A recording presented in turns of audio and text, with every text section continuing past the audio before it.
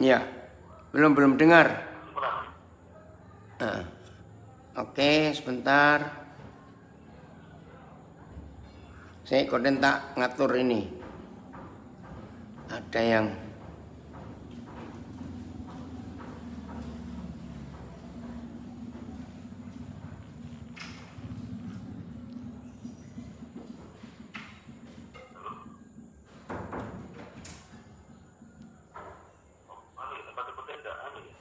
kenapa?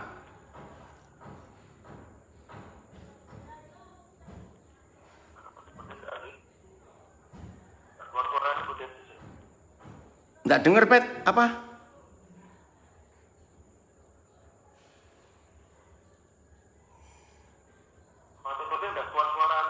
Nggak keluar suara. Halo? Bisa dengar nggak? Nggak dengar suara, Bet. Sebentar ya, yang diatur ini. Keluar suara, Bet.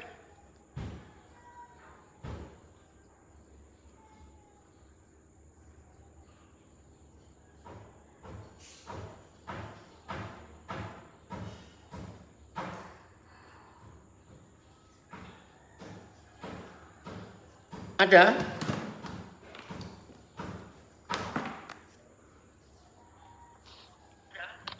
Putus-putus enggak? Enggak. Ini jelas. Ini jelas ini sekarang. Halo? Ya. Enggak ini, Bet. Ini jelas sekarang. Maaf ya yang di Facebook lagi siap. Oh.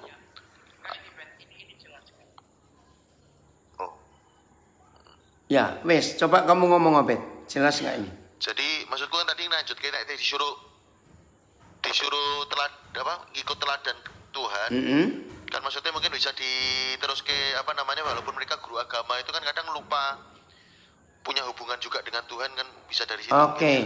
Atau mau ditambahkan yang soal menjadi panggilan memuridkan juga boleh sih. Baik. Saya ini kok belum keluar ini. Maaf yang di Facebook, sabar dulu. Ya.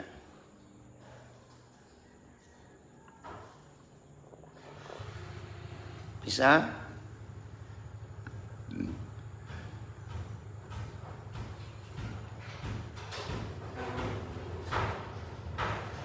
Maaf, ini tetangga lagi bangun rumah jadi ribut.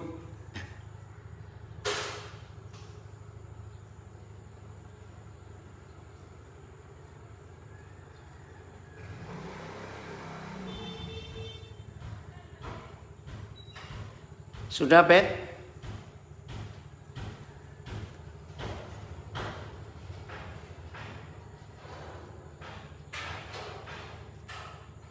Oke, bisa, udah. Nah, jelas. Ini sekarang suaramu jelas. Udah. Ya. Udah siap? Ya, udah ya. Oke.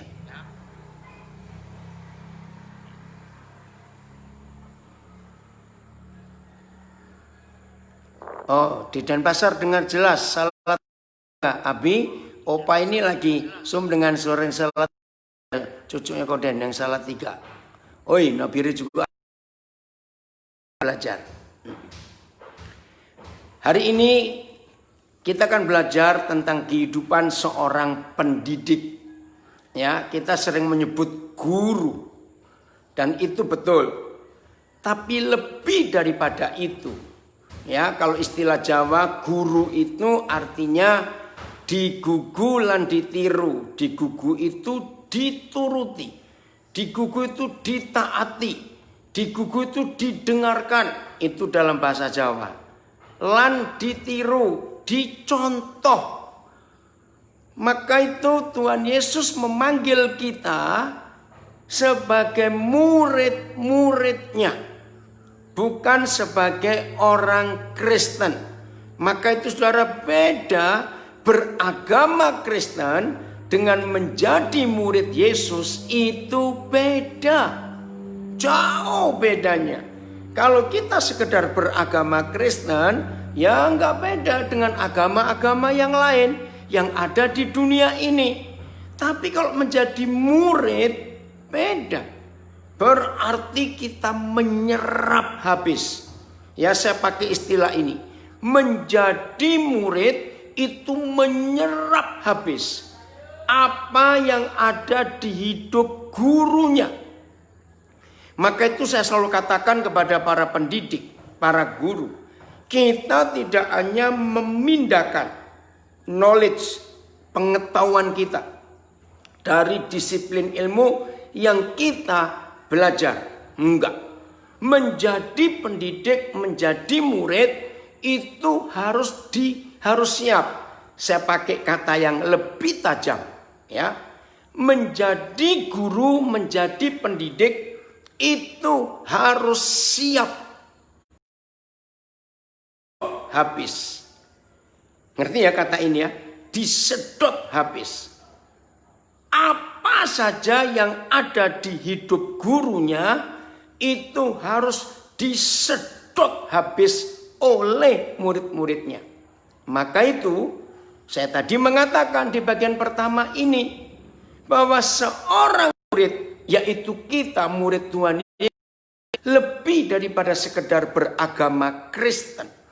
Maka saudara dan saya harus nyedot habis kehidupan Tuhan Yesus, dipindahkan ke hidup kita.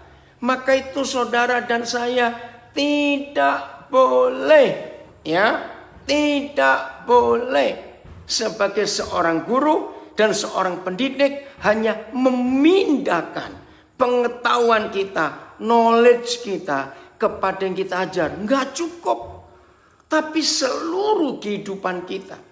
Nah, karena hidup ini disedot habis oleh murid-murid kita, maka saudara dan saya dalam istilah ya, kalau disedot habis berarti kan kosong.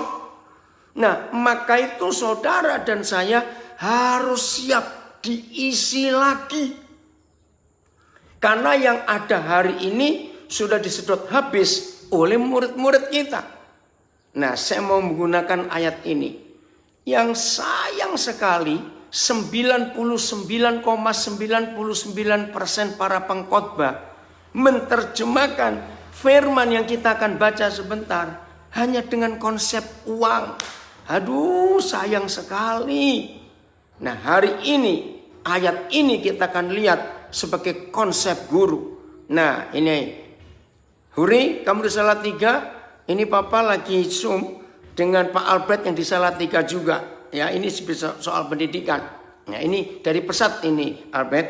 Nah, saya mau baca 2 Korintus 8 ayat 9. Maaf, saya pakai kalimat yang jelek, tapi saya harus ngomong.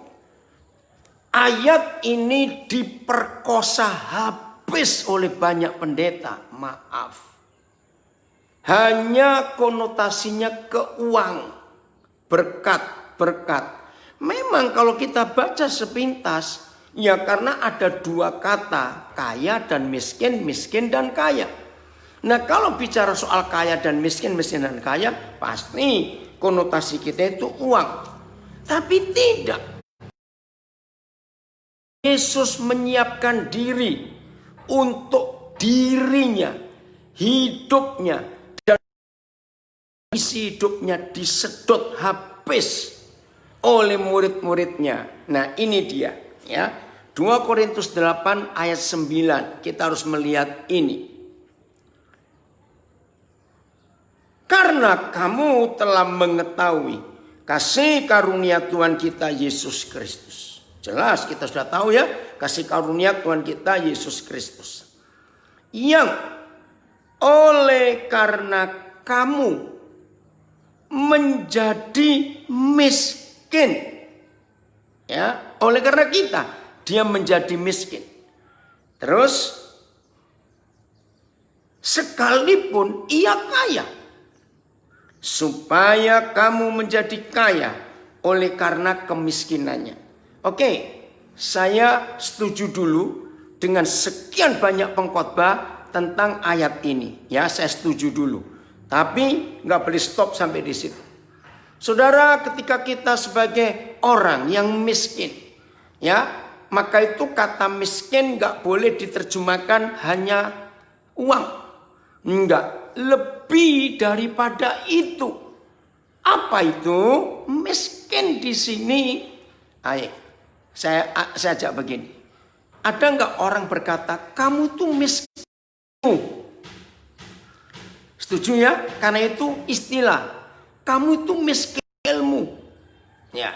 Ada lagi berkata, kamu itu miskin intelektual. Ada lagi, kamu itu miskin etika. Ya, jadi kata miskin tidak boleh kita terjemahkan hanya, oh kamu miskin gak punya uang. Tidak. Miskin kasih sayang. Ada toh? Miskin yang lain. Nah, kalau kita disebut miskin ilmu, berarti kita kurang nyedot ilmu dari guru-guru kita. Jadi 2 Korintus 8 ayat 9 yang dikatakan kamu telah mengenal kasih karunia Yesus Kristus Tuhan kita.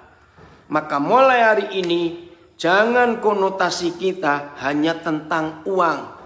Jangan, tapi lebih daripada uang, yaitu saudara dan saya harus nyedot habis kehidupan Tuhan Yesus. Nah, apakah langsung dia miskin? Terus miskin? Jelas tidak. Ditulis di sini dikatakan ia kaya lagi karena dia Tuhan. Baru kaya sebentar, ketemu rombongan miskin yang berikut. Maka Tuhan Yesus disedot habis lagi apa yang ada di hidupnya. Dan baru kaya sebentar, disedot habis lagi oleh yang miskin-miskin tadi. Miskin dia, tapi nggak lama dia kaya lagi. Nah, saudara bayangkan kalau ini yang terjadi. Saya beri kesaksian saya ya. 2 hari yang lalu, 26 Agustus, saya mensyukuri, maaf ini cuma cerita ya, 48 tahun saya khotbah.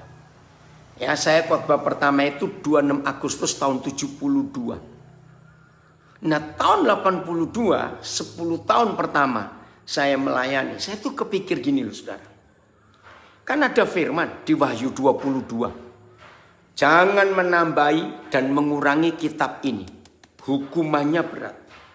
Nah, saya ngomong begini, Tuhan, Papa, apakah suatu hari bahan saya khotbah itu nggak habis? Cuma 66 kitab ini, Kejadian sampai Wahyu. Coba renungkan. Manajer dalam memberi seminar, makalah tentang manajemen, nggak akan kekurangan bahan. Sebab ilmu itu berkembang terus. Dokter memberi ceramah tentang kesehatan, nggak akan kehabisan bahan. Kenapa? Penyakit bertambah terus. Jadi bahan untuk ceramah kesehatan banyak. Alat-alat kedokteran makin canggih. Ya, obat-obatan baru muncul terus. Jadi dokter nggak kehabisan bahan. Seorang arsitek tentang arsitektur juga nggak kehabisan bahan. Ya, seorang leadership speaker, ya, motivator speaker, nggak akan kehabisan bahan. Sebab buku-buku luar biasa. Nah, saya ini ngomong, Papa, apakah suatu hari kami hamba-hamba Tuhan ini nggak akan kehabisan bahan? Masuk akal nggak kalau saya tanya ini kepada saudara? Saudara, kemarin ketika bersama istri saya juga, dia beri ucapan selamat untuk 48 tahun ini saya melayani. Saya kagum, buku yang sama, bahan yang sama, nggak habis sampai hari ini. Dan selalu ada hal baru. Itu yang saya kagum. Maka itu rekan-rekan pendidik, rekan-rekan guru, perhatikan ini. Jangan lari ke buku-buku yang lain. Tetap lihat yang satu ini. Inilah kebenaran. Dan inilah otoritas tertinggi. Tidak ada otoritas yang lebih tinggi daripada firman Tuhan ini. Bersyukur untuk anugerah Tuhan yang luar biasa ini, saudara. Terima kasih, Bapak. Terima kasih. Nah, kok bisa? Ya, ini rahasia yang sangat hebat dalam kehidupan kita. Yaitu Tuhan Yesus tidak takut walaupun disedot. Arti, ya ini anak saya dari Sumba, dia guru juga. Papa senang kamu gabung.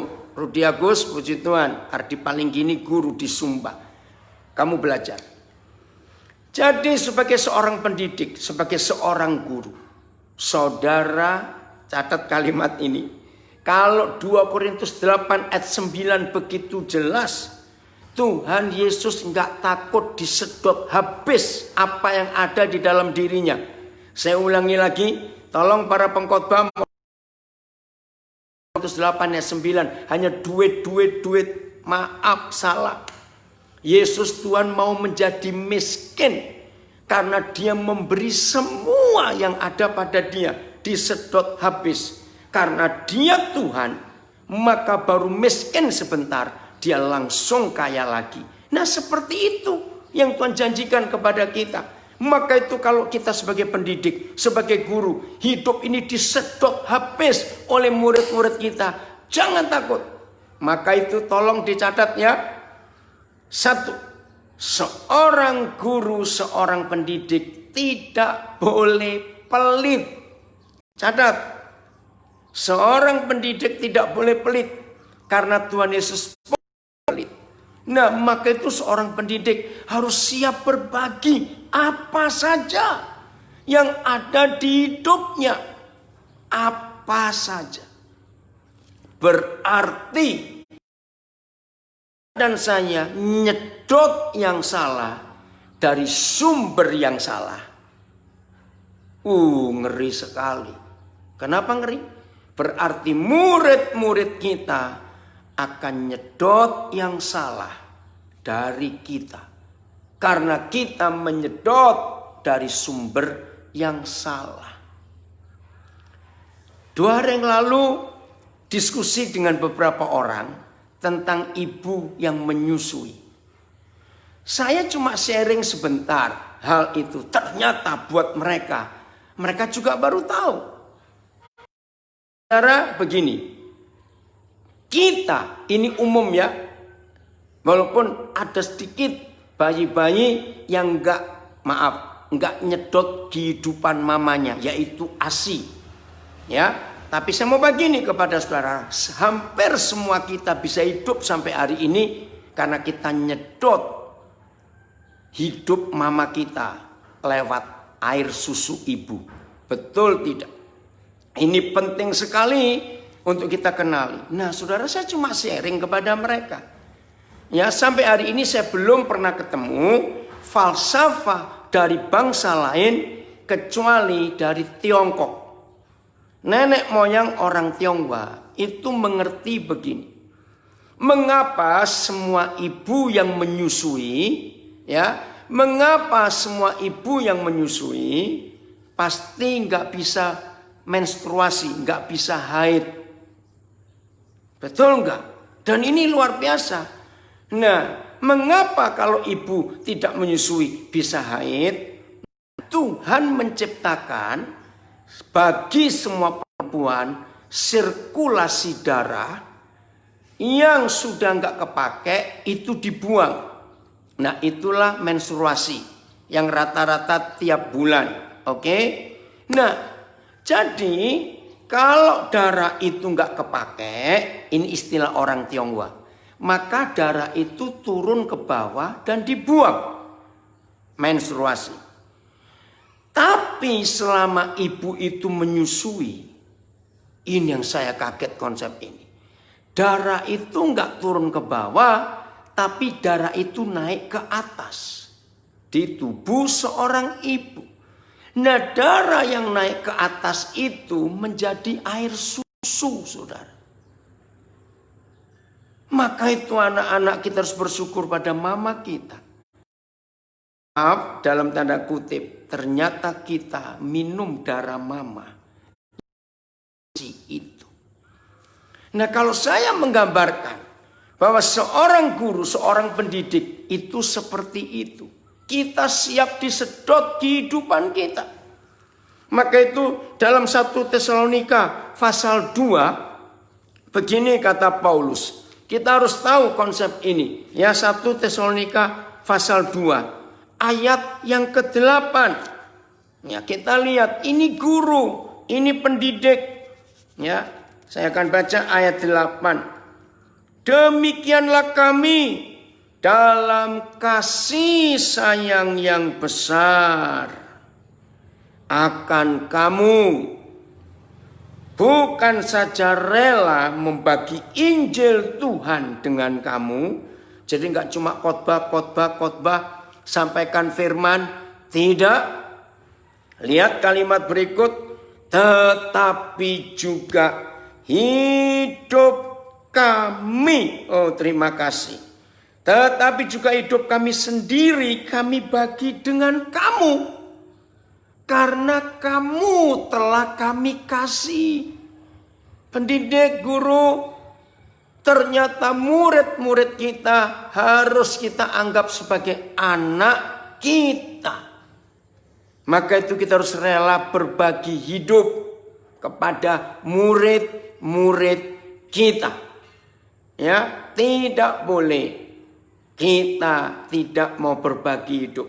Siap nggak kita disedot oleh murid-murid kita? Ya harus siap. Tidak bisa tidak. Karena guru itu seperti ibu yang menyusui, membagi hidup. Nah, kita nggak usah takut miskin, nggak usah takut kurang, karena Tuhan beri lagi, sumbernya masih ada. Jelas ya para pendidik, para guru, jangan pelit. Itu yang kita harus lakukan dalam hidup ini. Ya.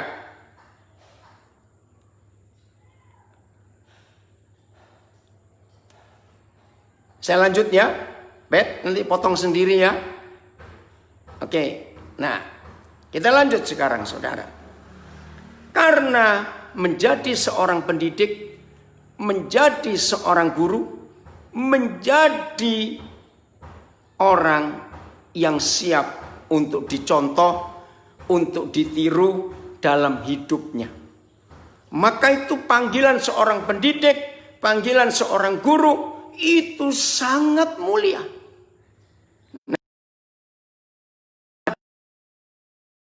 Ikuti semua itu. Saudara, disebut seorang pendidik, disebut seorang guru, harus punya satu hobi. Saya ulangi, disebut dengan seorang pendidik, disebut dengan seorang guru, maka saudara dan saya harus punya satu hobi.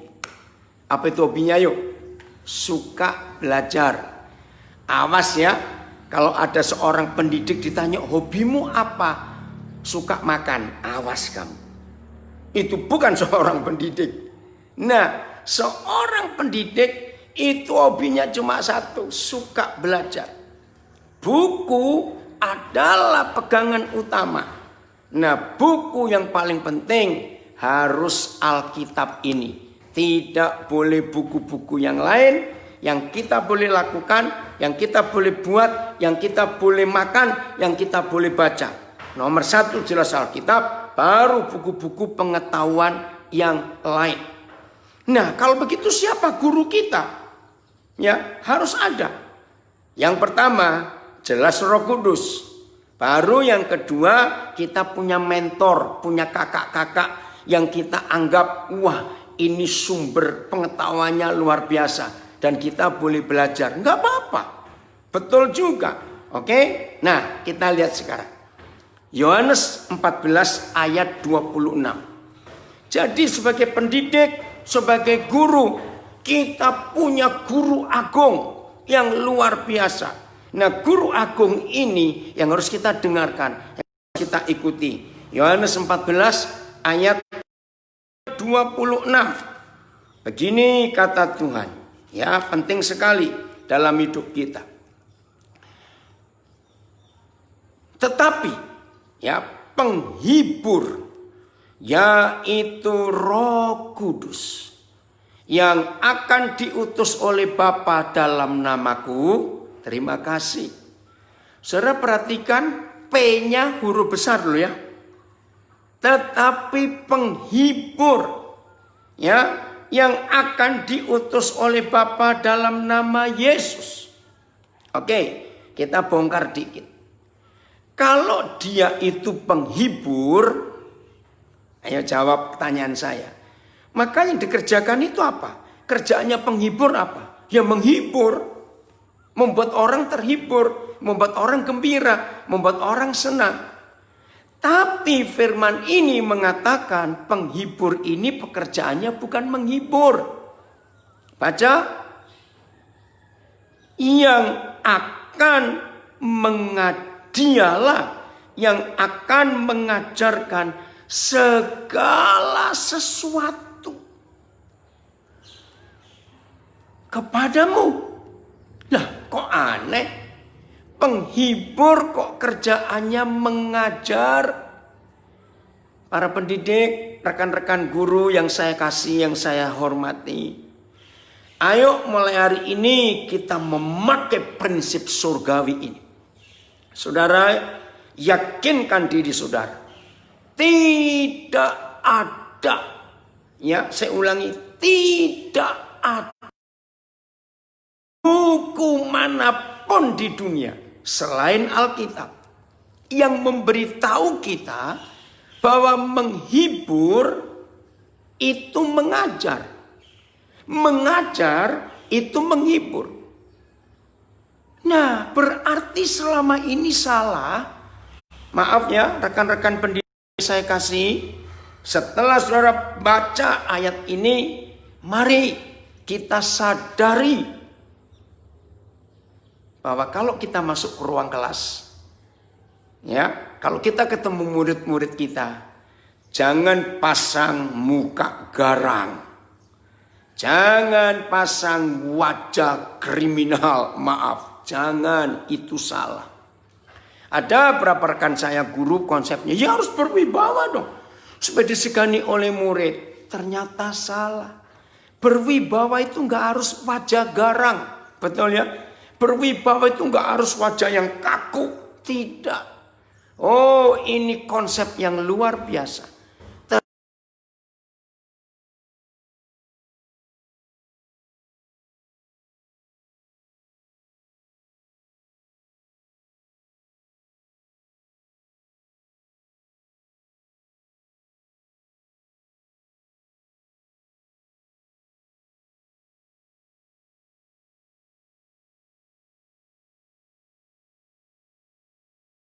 Sabar. Betul, bawaannya marah-marah saja. Apalagi kalau anaknya bandel. Nah, ternyata anak yang diajar mama seperti ini pasti tambah bodoh. Maaf. Menghibur itu luar biasa. Saya punya kesaksian sudah berapa tahun yang lalu. Ya, hari itu saya diminta oleh pengurus yayasan Sekolah Kristen Metodis di daerah Angke, Jakarta Barat. Ya. Nah, pertemuan orang tua murid besar, itu sekolah metodis itu besar. Ya, dari SD sampai SMA. Ya, saya sharing tentang ayat ini. Wah, saya sampaikan semuanya. Jadi, biarlah orang tua. Nah, berapa bulan kemudian, 3 atau 4 bulan kemudian saya lupa. Tiba-tiba ada orang telepon saya nggak kenal. Dia bilang, terima kasih Pak. Saya sebut namanya. Hadir waktu Bapak memberikan ceramah di sekolah metodis sekolah anak-anak kami. Oh ya, terima kasih Pak. Oh ya, bersyukur kalau Bapak dapat berkat. Nah, saya mau berbagi ini Pak. Anak kami 3 laki semua. Aduh Pak, kalau diajar mamanya betul, makin berontak anak-anak itu. Nah, mereka masih SD semuanya ya. Nah, yang repot Pak, matematika mereka lemah sekali. Tapi setelah saya dapat pengajaran dari Yohanes 14:26, sekarang Pak, anak-anak kami sukanya matematika luar biasa. Saya ikut senang dong saudara, karena apa yang saya ajarkan lewat firman Tuhan berhasil. Jadi terima kasih Pak. Akhirnya kami mengajar matematika. Saya mengajar matematika pada 3 anak laki kami. Saya pakai cara Batman, Superman, Spiderman. Saya kaget. Terus saya bilang gini, seingat saya Pak, seingat saya, hari itu saya nggak ngomong tentang 3 tokoh ini. Memang tidak Pak. Nah terus, saudara, di situ saya belajar. Karena anak kami 3 laki-laki ini senang dengan Jadi yang nomor 1 suka Batman, nomor 2 mengidolakan Spider-Man, yang nomor 3 mengidolakan Batman. Oh ya, terus gimana? Nah, saya ajak duduk mereka, saya pakai telur yang sudah masak tentunya, saya pakai permen atau gula-gula, saya pakai buah, bisa apel, bisa jeruk, terus atau pakai kelereng, saya nggak ngerti. Waktu saya ajak duduk mereka, umum saja matematikanya, saya nggak pakai sekolah, hanya untuk merangsang mereka. Jadi gini, yang suka Superman, saya beri 5 permen. Yang suka Spider-Man, saya beri 4. Yang suka Batman, saya beri 3. Terus, nah saya bilang, sekarang Superman mencuri 2 permennya Batman. Tinggal berapa yang Batman punya? Saya tertawa, saudara. Sejak hari itu, Pak, saya mengajar anak-anak. Karena Bapak ya, jadi mengajar itu menghibur, jangan nakut-nakuti, senangkan anak-anak kita. Maka itu mulai hari ini, kalau saudara mengajar, saya mengajar, langsung ada roh sukacita di hidup ini. Dan begitu kita masuk, bertemu dengan anak-anak, sekarang masih online semua ya tetap. Kita bisa mengontak anak-anak kita dengan online. Kita minta anugerah Tuhan. Membuat anak-anak itu semangat untuk belajar. Karena kita menghibur mereka. Nah, ini Roh Kudus. Ya, sekarang kita keluarkan kata. Roh Kudus itu guru agung. Bahkan lebih daripada profesor. Dengar, Roh Kudus itu lebih daripada profesor. Kenapa? Lihat kembali Yohanes 14 ayat 26. Berapa mata pelajaran, berapa mata kuliah yang Roh Kudus bisa ajar kita. Lihat kembali. Tetapi penghibur yaitu Roh Kudus yang akan diutus oleh Bapa dalam namaku, dialah yang akan mengajarkan. Di Alkitab saudara nulis berapa hal? Segala sesuatu. Wih, ini luar biasa. Ingat yang tadi, guru harus siap disedot habis oleh muridnya. Enggak cuma knowledge, pengetahuan di otak kita, seluruh isi hidup kita disedot habis oleh murid-murid kita. Puji Tuhan, Bu Eri Suci Kabung, anak-anak yang di rumah harus menyedot habis kehidupan setiap pendidik. Termasuk kalau ada yang salah, ada yang kotor di hidup, mereka sedot semuanya. Nah, karena Roh Kudus itu mampu dan sanggup mengajar saudara dan mengajar saya tentang segala sesuatu, maka saudara dan saya, dengar ini, maka saudara dan saya pasti bisa dapat tambahan lagi. Loh, kenapa begitu? Ya karena Roh Kudus sanggup mengajar kita tentang segala sesuatu. Betul tidak? Jadi nggak takut, biarin disedot habis, biarin. Nggak lama, guru kita akan memberi kita lagi. Karena Roh Kudus sanggup mengajar kita tentang segala sesuatu. Saudara, ini luar biasa. Terima kasih Tuhan. Berarti saudara dan saya sebagai pendidik, sebagai pengajar, ini penting. Ya, saya sebagai pendidik juga. Maka itu saya nggak mau dipanggil pendeta atau penginjil. Saya dari dulu sudah memberi diri saya. Saya ini seorang pendidik dan pembidik. Ya, nanti saya akan sharing. Kenapa saya menyebut diri pendidik dan pembidik? Ini Alkitab yang mengajarkannya. Nah, satu, saya pernah punya pengalaman. Saya percaya saudara pun punya pengalaman. Kehabisan bahan ngajar. Pernah bingung bukan? Aduh, mau ngajar apa ini? Aduh, mau ngajar apa ini? Pernah toh kita sepertinya buntu di pikiran ini. Tapi hari ini ada Roh Kudus yang mampu mengajar kita tentang segala sesuatu. Berarti saudara dan saya gak akan kehabisan bahan untuk mengajar segala sesuatu. Indah bukan? Nah, maka itu jangan terlalu mengharapkan buku-buku pengetahuan. Harus kita baca. Tapi lebih daripada itu, harapkan Roh Kudus.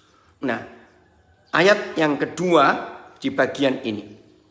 1 Korintus, maaf. Saya akan selesaikan ayat 26 Yohanes 14. Karena ada poin penting di kalimat kedua. Kalimat terakhir. Masih Yohanes 14, 26. Dan ini penting. Dan akan mengingatmu akan semua yang telah kukatakan, yang telah kuajarkan kepada kamu. Saudara, sebagai manusia wajar, kita wajar. Tapi hari ini kita mendapat sebuah jaminan. Kita boleh pelupa, tetapi Roh Kudus tidak pernah lupa. Maka itu rekan-rekan pendidik, rekan-rekan guru, ada harapan bahwa kalau kita lupa, guru agung kita, profesornya para profesor, itu sanggup mengingatkan kita tentang segala sesuatu yang pernah diajarkan oleh Tuhan Yesus kepada kita. Nah, kalau begitu, apa yang kurang lagi dari hidup kita? Bahan selalu ada tiap hari dan selalu baru. Oke. Jelasnya, jadi mengajar dan mengingatkan. Ayat kedua, 1 Korintus 2 ayat 10. Ya, 1 Korintus 2 ayat yang ke-10. Ini konsep penting dalam hidup kita. Apa kerjaannya Roh Kudus yang berikut? Begini kata Tuhan. Karena kepada kita Tuhan telah menyatakannya oleh Roh. Jadi Roh Kudus itu luar biasa. Dia menyatakan, saudara. Dia menyatakan. Dan ini harus kita lakukan dalam hidup kita. Sebab Roh menyelidiki segala sesuatu. Bahkan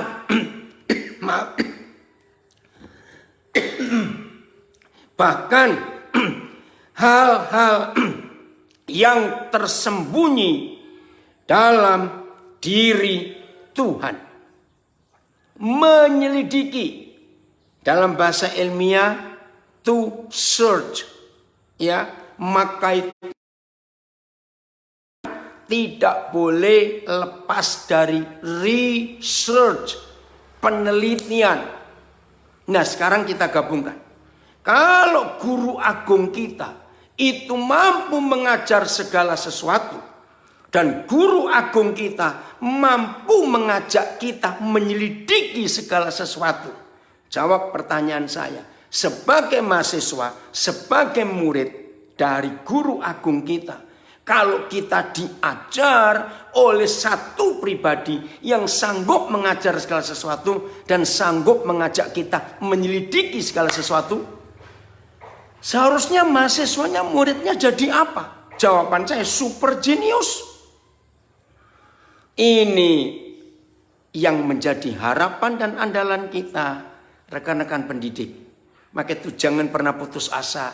Kita nggak akan kehabisan bahan. Dan kalau ada di antara kita yang karena waktu nggak punya, apalagi biaya, nggak bisa menjangkau lebih tinggi lagi pendidikannya, hari ini ada harapan. Belajarlah kepada guru agung kita yang mampu mengajar segala sesuatu dan mampu menyelidiki segala sesuatu. Keren bukan? Ya, baik. Lanjut yang ke terakhir ya. Oke, ya. Ya.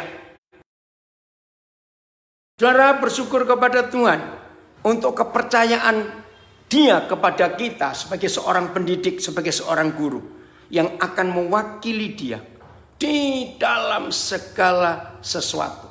Oke, sekarang saya mau baca satu bagian dari Alkitab yang luar biasa. Saya mendapat rahasia ini, saudara.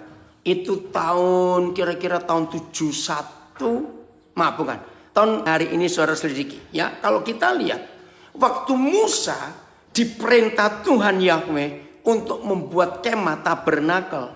Wih, itu susahnya luar biasa. Ya, kemah tabernakel susah sekali, saudara. Jelimet bahkan menurut saya. Aturannya detail sekali. Ukirannya, sulamannya, ya ngecornya karena ada logam-logam, lalu menata ya batu-batu permata dengan berbagai macam jenisnya. Saudara lihat di jubah imam besar digantungkan sebuah papan namanya tablet kalau istilah sekarang, dan ada 12 batu permata melambangkan 12 suku Israel. Ribet ukuran-ukurannya. Ternyata Papa menunjuk 2 orang yang menemani Musa. Kita buka sekarang Keluaran 31. Mulai ayat yang pertama ya sampai ayat yang ke-6. Keluaran 31 ayat pertama sampai 6. Berfirmanlah Tuhan kepada Musa, lihat, telah kutunjuk Besaliel bin Uri bin Hur. Telah kutunjuk. Ya, telah kutunjuk Besaliel bin Uri bin Hur dari suku Yehuda. Telah ditunjuk, jadi Tuhan yang milih. Dan lihat ayat 3, telah kupenuhi dia dengan roh Tuhan. Rekan-rekan guru, rekan-rekan pendidik, di samping kita belajar disiplin ilmu tertentu, bisa 2, bisa 3 terserah. Tapi nantikan yang lebih hebat daripada disiplin ilmu yang kita kuliah. Nantikan yang ini, yaitu Yahweh Tuhan memenuhi. Saya percaya nggak cuma Besaliel bin Uri bin Hur yang telah dipenuhi dengan roh Tuhan. Ingat tadi di Yohanes 14 ayat 26. Apa fungsinya Roh Kudus? Mengajar kita tentang segala sesuatu dan mengajak kita menyelidiki tentang segala sesuatu. Itu luar biasa, saudara. Maka sesuatu, ya, kalau kita dipenuhi roh Tuhan. Ini ayat yang ketiga, Keluaran 31 tadi. Dan ini sungguh luar biasa. Nah, setelah itu nggak cukup sampai di situ. Saudara baca ayat 3-nya. Ya, dan telah kupenuhi dia dengan roh Tuhan, ditambah dengan keahlian, skill, dan pengertian, knowledge. Wih, luar biasa. Maaf, pengertian itu wisdom ya, dan knowledge, pengetahuan. Tolong perhatikan 3 hal ini. Setelah dipenuhi dengan roh Tuhan, saudara dan saya sebagai pendidik dan sebagai guru ditambahi dengan roh, dengan keahlian, dengan pengertian, dan dengan pengetahuan. Dalam, saudara perhatikan, dalam ya segala macam pekerjaan. Ayat 4, untuk membuat berbagai rancangan supaya dikerjakan dari emas, perak, dan tembaga. Wih, ini ukiran-ukirannya luar biasa. Nanti saudara baca tentang kemah tabernakel dari kitab Keluaran ini. Hebat sekali. Tuhan memakai Besaliel ini. Terus ayat 5. Untuk mengasah batu permata supaya ditata, untuk mengukir kayu, dan untuk bekerja dalam macam pekerjaan. Oh Tuhan, terima kasih. Roh Kudus, mulai hari ini kami Roh Kudus untuk mengajar kami tentang, mengajak kami untuk menyelidiki tentang segala sesuatu. Apalagi yang Tuhan buat kepada Bezalel ini. Tuhan siap untuk menerima ini. Maka hidup kami Engkau penuhi dengan semuanya. Dan murid-murid yang mendengar kami mengajar dan yang menyedot semua hal ini supaya tahu. Ya, ini hebat. Sudah turun atas hidup kita. Maka seperti Bezalel diurapi, dipenuhi, ditambahi dengan apa saja pengetahuan itu. Nah, di ayat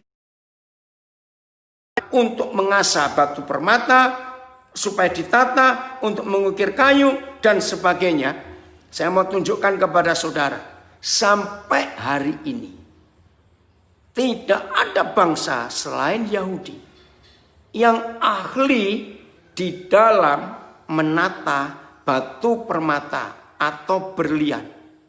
Sampai hari ini. Sebentar, Lus. Maaf, ada tamu ini. Ya, jadi sampai hari ini tidak ada bangsa lain selain Yahudi yang ahli dalam membuat faset-fasetnya berlian. Sampai hari ini. Dan itu sungguh luar biasa. Sekarang ayat yang ke-6. Ditambah siapa lagi yang menemani Musa untuk melihat ini, ya. Juga aku telah menetapkan di sampingnya, ya. Siapa dia? Aholiab bin Ahisamah dari suku Dan, ya, ditemani oleh Aholiab dari suku Dan. Dalam hati, saudara perhatikan ini.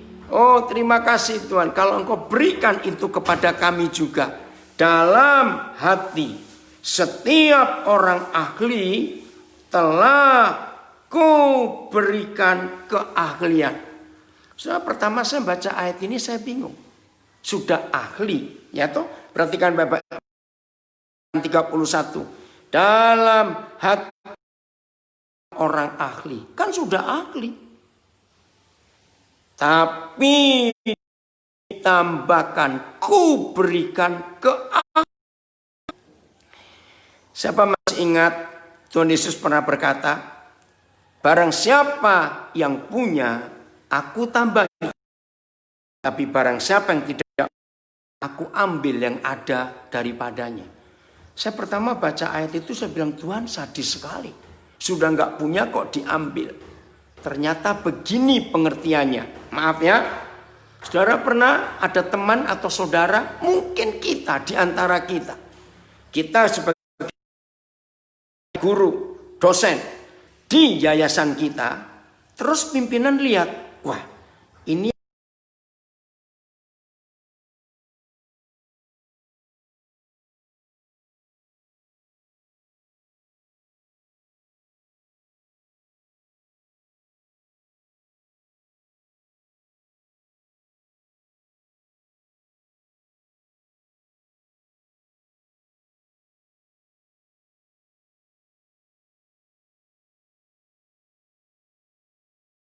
yang nggak punya apa-apa, maaf, jangan harap bisa di training, nggak ada apa-apa. Nah, ini yang saya mau katakan.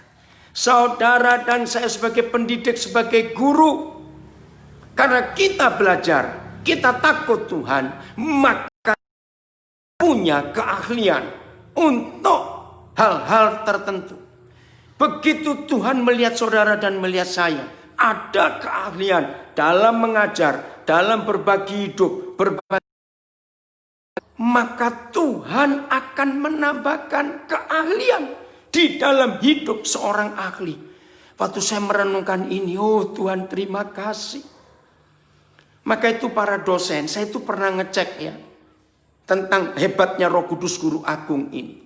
Sampai hari ini, saya baru menemukan sampai dari 5 orang doktor hebat, profesor hebat, yang maksimal itu menguasai 5 disiplin ilmu saja. Hampir nggak ada yang 6. Mungkin ada, cuma saya belum ketemu. Bayangkan, Roh Kudus Guru Agung kita menguasai segala sesuatu. Saudara, jangan main-main konsep ini. Segala sesuatu.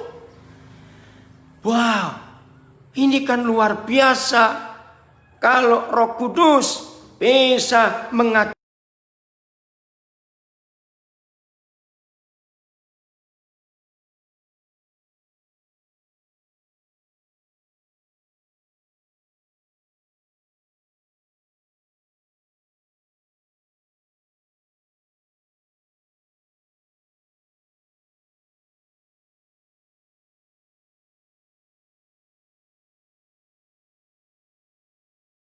ilmu pengetahuan di otak kita.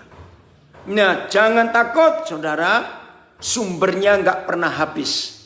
Siap jadi miskin karena ilmu kita, hidup kita disedot oleh murid-murid kita. Siap jadi miskin karena Tuhan ingin menyatakan dirinya lebih jauh lagi untuk hidup kita.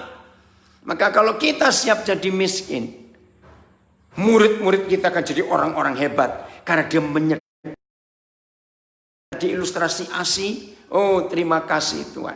Dan Roh Kudus akan bahkan. Maka akan saya akhiri dengan ilmu sumur. Dulu waktu kami masih kecil, kami tinggal di suatu desa nggak ada listrik dan nggak ada air pump PDAM, kami pakai sumur. Luar biasa. Saya memperhatikan sumurnya papa kami waktu itu. Mau diambil berapa banyak pun tidak habis. Sampai pada suatu musim kemarau saya kaget. Sore-sore saya lihat, sampai kelihatan dasarnya. Ada batu-batu di dasar sumur. Namanya logika anak-anak. Aduh, besok mandi pakai apa? Minum pakai apa? Mama masak pakai apa? Airnya habis. Kita tinggal tidur. Besok pagi saya bangun lihat air sumurnya naik lagi. Seperti hari-hari biasa di permukaan itu. Nah, setelah saya melayani Tuhan, logika itu muncul. Jadi begini saudara, habiskan ilmu yang ada hari ini. Karena disedot oleh murid-murid kita. Tinggallah tidur, nanti Roh Kudus akan mengeluarkan air yang baru lagi. Karena enggak habis-habis. Maka itu orang pelit, maaf ya, selalu minum air yang basi. Loh kenapa? Karena air sisa minggu lalu, bulan lalu nggak habis-habis di situ. Sudahlah, sekecil-kecilnya sumur yang kita punya, berapapun banyak orang yang tinggal di rumah itu, nggak mungkin akan menghabiskan air satu sumur dalam satu hari. Betul? Nah, bagaimana caranya supaya air hari ini habis hari ini? Panggil tetangga-tetangga yang nggak punya sumur sebagus air di rumah kita. Ambil semua, kosongin, nggak apa-apa. Tinggal tidur. Besok muncul air yang baru lagi. Itu yang saya belajar. Maka itu para pendidik, para guru, jangan takut, jangan pelit berbagi hidup. Nggak cuma ilmu, tapi bagi hidup. Masih ingat tadi 1 Korintus 7 sama 1 Korintus 2 ayat yang ke-8. Itu seorang pendidik. Nggak cuma khotbah, nggak cuma ngajar Injil, nggak cuma ngajar firman, tapi berbagi hidup juga. 1 Tesalonika 2 ayat 8 tadi. Kiranya Roh Kudus dan Guru Agung kita Tuhan Yesus Kristus mentransferkan, memindahkan. Karena kita boleh menyedot dia habis. Sampai teladan Yesus nyata di hidup kita. Maka kalau ada orang tanya kepada saudara, Yesus itu seperti apa ya? Para pendidik, para guru harus berani menjawab, lihat aku. Bukan untuk sombong. Karena kita sudah nyedot hidup Tuhan Yesus. Tuhan Yesus memberkati kita semua. Selamat menjadi pendidik, menjadi guru yang mewakili Tuhan Yesus di dunia ini. Oh ya, tadi saya lupa ngomong. Kenapa saya menyebut di pendidik dan pembidik? Pendidik itu Tuhan Yesus. Saya ngambil Mazmur 127 bahwa anak itu di tangan para pahlawan.